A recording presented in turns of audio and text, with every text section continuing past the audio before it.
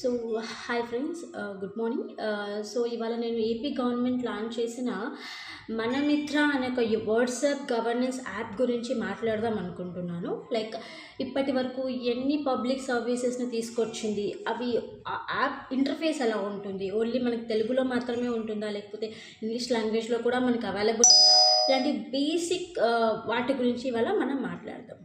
So first of all ఆ WhatsApp number ఏంటంటే 955230000, not 0000009.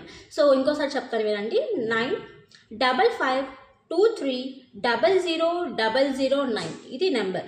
దీన్ని సేవ్ చేసుకుంటే మీకు స్లాట్ ఓపెన్ అవుతుంది అండ్ ఆల్సో కొంచెం అథెంటికేషన్ ఉంటుంది. సో అథెంటికేషన్ ఫినిష్ చేస్తే మీకు మొత్తం అందులో ఉన్న ఏ సర్వీసెస్ అవైలబుల్ ఉన్నాయో అవన్నీ కూడా మీకు లిస్ట్ అవుట్ చేస్తుంది.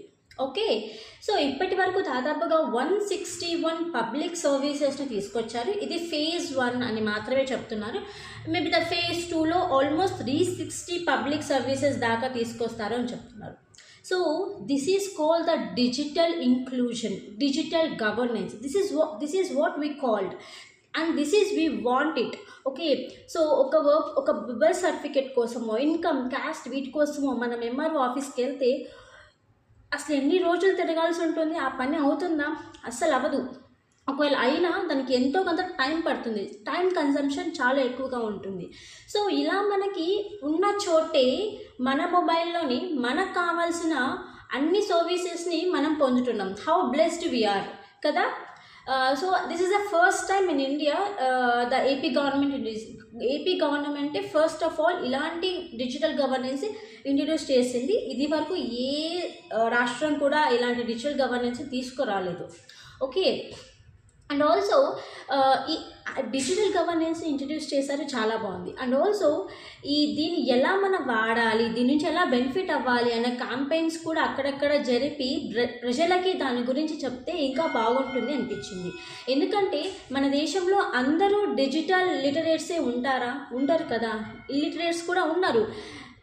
డిజిటల్ ఇల్లిటరేట్స్ అంటున్నాను, ఇల్లిటరేట్స్ కాదు, డిజిటల్ ఇల్లిటరేట్స్ కూడా ఉన్నారు. ఎలా వాడాలి, ఎలా బెనిఫిట్ అవ్వాలి అన్న 100% నాలెడ్జ్ ఉండకపోవచ్చు. కానీ ఏపీ గవర్నమెంట్ అక్కడక్కడ క్యాంపెయిన్స్ చేసి పీపుల్ని ఎడ్యుకేట్ చేస్తే, ఈ సర్వీసెస్ని ఎలా పొందాలి అని ఎడ్యుకేట్ చేస్తే ఇంకా బాగుంటుంది అని నా ఉద్దేశం. ఓకే, మరి మీరేమనుకుంటున్నారు ఈ డిజిటల్ గవర్నెన్స్ గురించి అనేది నాకు కింద కామెంట్ సెక్షన్లో చెప్పండి. ఓకేనా? ఒకవేళ నా వీడియో ఫస్ట్ టైం చూస్తుంటే లైక్ చేయండి, షేర్ చేయండి, సబ్స్క్రైబ్ చేసుకోండి. Okay, bye.